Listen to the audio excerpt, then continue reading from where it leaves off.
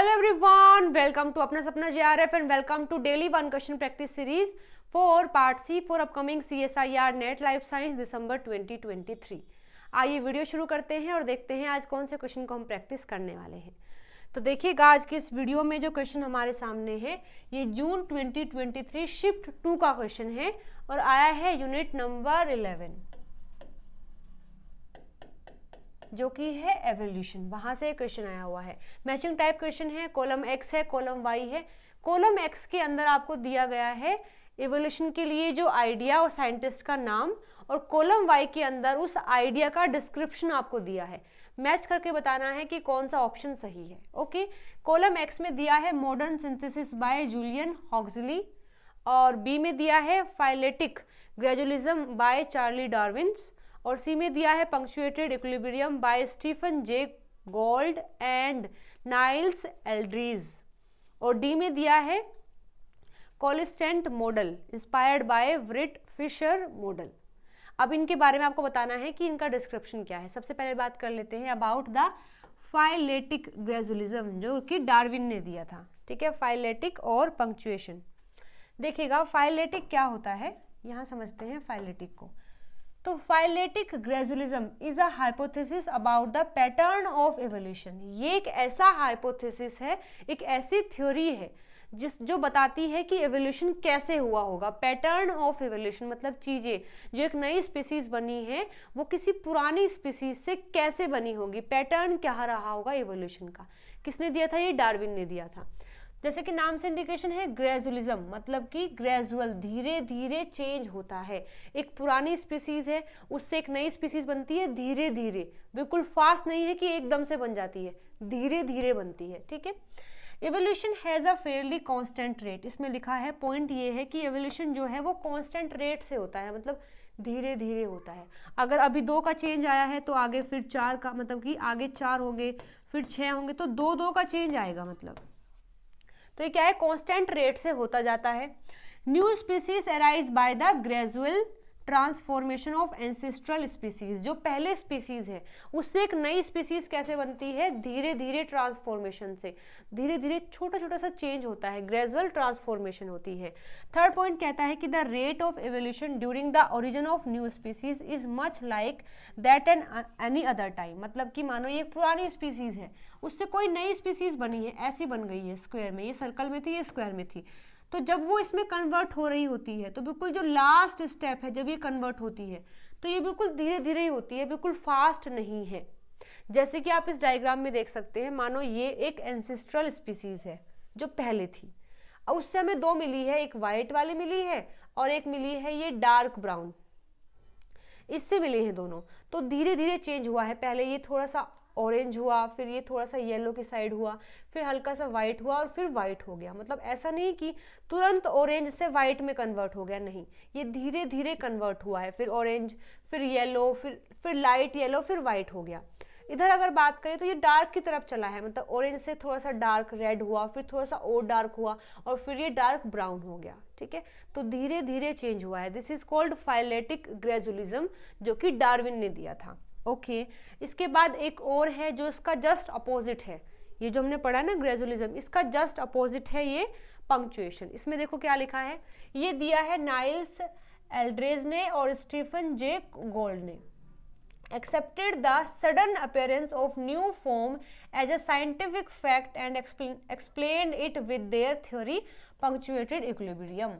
Darwin ने तो कहा कि धीरे धीरे चेंज होता है, जबकि इन दोनों साइंटिस्ट ने कहा कि धीरे धीरे नहीं, एकदम से चेंज हो जाता है, सडन चेंज होता है। ठीक है, इसको उन्होंने बताया द थ्योरी पंक्चुएटेड इक्विलिब्रियम से।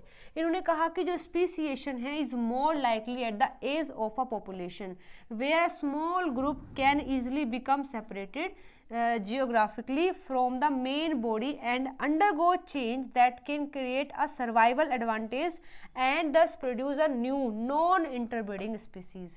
इसने कहा है कि देखो यहाँ पर मेरे पास ये एक एंसेस्टर स्पीसीज है जो कि ये लोग ऑरेंज कलर में है, उससे हमें 3 चीजें मिली है, एक वाइट, एक ऑरेंज और एक डार्क ब्राउन।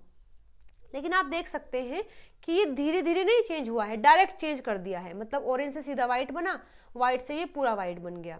इससे फिर ये ऑरेंज हुआ, ये ऑरेंज का ऑरेंज रह गया, ये क्या हुआ मतलब डार्क ब्राउन हुआ, उससे सीधा डार्क ब्राउन आ गया। मतलब ये नहीं कि धीरे धीरे रेड हुआ, फिर डार्क रेड हुआ, फिर ब्राउन हुआ, बस सीधा ब्राउन में कन्वर्ट हुआ और ब्राउन ही बन गया। व्हाइट में कन्वर्ट हुआ, व्हाइट ही बन गया। ऑरेंज रहा तो ऑरेंज ही रहेगा। तो ये है सडन चेंज, मतलब एक तुरंत से चेंज हो गया है। ऑरेंज था, तुरंत चेंज हो गया है डार्क ब्राउन में, तुरंत चेंज हो गया है व्हाइट में। इसमें ग्रेजुअलिज्म नहीं है, धीरे धीरे नहीं है, सडन चेंज होता है। तो ये था पंक्चुएटेड वाला थ्योरी। चलिए एक बार मैच कर लेते हैं। ओके, इसमें है जो फाइलेटिक ग्रेजुअलिज्म है, ये क्या कहता है कि new species arise by the gradual transformation of ancestral species. जो हमारे पास एंसेस्ट्रल वाली स्पीसीज है उसमें धीरे धीरे चेंज होता है, तब एक नई स्पीसीज बनती है। तो बी का हो जाएगा फोर्थ, बी का है फोर्थ, ठीक है। पंक्चुएटेड जो इक्विलिब्रियम है ये क्या कहता है कि evolutionary change appear instantaneously between the geological sedimentary layers. Synthesis between नहीं, ठीक है। इसमें ये थर्ड सेकंड वाला हम मैच कर सकते हैं। सेकंड में क्या बताया कि जो इवोल्यूशनरी चेंज होता है वो तुरंत से हो जाता है जियोलॉजिकल सेडिमेंट्री लेयर्स के बीच में। मतलब कि हम ऐसे देखते हैं, मानो ये कोई रॉक है, इस रॉक में यहाँ कुछ दबा हुआ है, कोई फॉसिल्स है किसी चीज़ के जो कि ऐसे हैं। इसके बाद जो दूसरी लेयर है उसमें वो ऐसे हैं, तीसरी जो लेयर है उसमें वो ऐसे हैं, चौथी जो लेयर है उसमें वो स्टार वाले हैं, पांचवी जो लेयर है उसमें वो सर्कल वाले हैं। तो उसमें बता रहा है कि जब सेडिमेंट्री लेयर हम देखते हैं तो तुरंत चेंज हो जाता है। ऐसे ही जब नई स्पीसीज बनती है तो उसमें भी तुरंत चेंज होता है। तो इस तरीके से जो सी है उसको हम मैच कर सकते हैं सेकेंड से। चलिए एक बार मैच कर लेते हैं दोनों को। हमने लिखा है कि बी का है फोर्थ और बी का फोर्थ हमें दो में दिया है, सी में और ए में। बी में नहीं है तो बी को कट करेंगे, डी में नहीं है तो डी को कट करेंगे। ओके, उसके बाद जो बी है, बी का वेट, सी का हमने मैच किया है सेकंड से, सी का सेकंड, वेट अ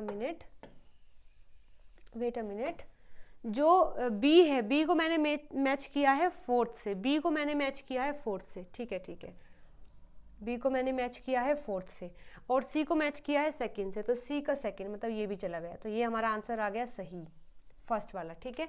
एक बार मैच कर लेते हैं। मॉडर्न सिंथेसिस क्या है और जो कोलिसेंट मॉडल है ये क्या है। देखिएगा, जो मॉडर्न सिंथेसिस है ये क्या कहता है, the modern synthesis describe the fusion, यानी कि मर्ज कर दिया मेंडेलियन जेनेटिक्स को with Darwinian evolution that resulted in a unified theory of evolution. It is sometimes referred to as the new Darwinism theory. हमने जो मेंडल की जेनेटिक्स वाला part है उसको हमने मैच कर दिया डार्विन के एवोल्यूशन वाली थ्योरी से, जिससे एक नई थ्योरी मिली जिसको हम न्यू डार्विनियन थ्योरी भी बोलते हैं, ठीक है। Synthesis between Mendelian genetics, population genetics and selection theory. Darwin ने क्या दिया था हमें, सिलेक्शन की थ्योरी दी थी, नेचुरल सिलेक्शन, पॉपुलेशन के बारे में बताया था, और मेंडल ने हमें अपने मेंडेलियन जेनेटिक्स के बारे में बताया था। तो मॉडर्न थ्योरी जो है, मॉडर्न सिंथेसिस थ्योरी जो है, ये Mendelian genetics, population genetics and selection theory को जोड़ देती है, ठीक है। अब इन जेनेटिक्स के अंदर ही एक और मॉडल है जिसको बोलते हैं coalescent theory, is a retrospective model of population genetics that trace all allele of a gene in a small sample from a population to a single ancestral copy shared by all member of the population. इसमें लिखा है कि मेरे पास कोई भी एक gene है, उस जीन के कितने एलील हैं वो हम कहाँ चेक करते हैं, एक पॉपुलेशन के सैंपल को लेकर। हमने क्या किया, एक पॉपुलेशन का सैंपल लिया, उस सैंपल के अंदर हम देख रहे हैं कि एक जीन के कितने एलील हो सकते हैं।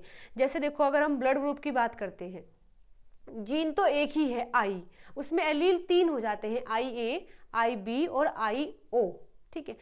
तो इसमें क्या करते हैं, हम तीनों एलील कैसे देख सकते हैं, पॉपुलेशन का एक सैंपल लेंगे, उसके अंदर चेक करेंगे कि किसके अंदर IO है, किसके अंदर IA है, किसके अंदर IB है। तो यहाँ पर ऐसा ही किया गया है कि पॉपुलेशन का एक सैंपल लिया जिसके अंदर हम चेक कर रहे हैं कि एक जीन के पर्टिकुलर कितने एलील हैं, और वो पॉपुलेशन कैसी है, वो एक ही एंसेस्टर से बनी हुई पॉपुलेशन है, ठीक है, जिसमें मतलब एक एंसेस्टर था उससे ही बहुत सारी पॉपुलेशन बनी है एक ही टाइप की, और फिर वहाँ से हम जीन के एलील को देख रहे हैं, ठीक है। ये आता है कोलिसेंट थ्योरी के अंदर। चलिए एक बार मैच कर लेते हैं। तो जो मॉडर्न सिंथेसिस है वो क्या है, वो क्या बोलता है, वो क्या कर रहा है, synthesis between the Mendelian genetics, population genetics and selection theory, यानी ए का हो जाएगा थर्ड, और ए का थर्ड ही दिया हुआ है। अब बचा हमारा लास्ट वाला, डी का क्या हो जाएगा, डी का हो जाएगा 1, a stochastic process where lineage show random genealogical relationship between trace back in the time. मतलब इसमें सेम ऐसे लिखा है कि जब हम टाइम में पीछे जाते हैं, चीज़ों को देखते हैं, तो हम पाते हैं कि एक प्रोसेस के अकॉर्डिंग ही उनमें चेंज हो रहा है, ठीक है। तो ये आ जाता है कॉलिसेंट मॉडल के अंदर। तो डी का हो जाएगा 1, यानी जो फर्स्ट ऑप्शन है is the right answer for this question. First option ये हमारा सही हो जाएगा, ठीक है। तो क्वेश्चन हमने सोल्व कर लिया है। ये इन्फॉर्मेशन अगर आपके लिए नहीं है तो उसको आप नोट डाउन भी कर सकते हैं। कोई डाउट अगर है क्वेश्चन में तो कमेंट करके मुझसे पूछ लेना। चलिए मिलते हैं अगली वीडियो में नए क्वेश्चन के साथ में। Till then bye bye, take care.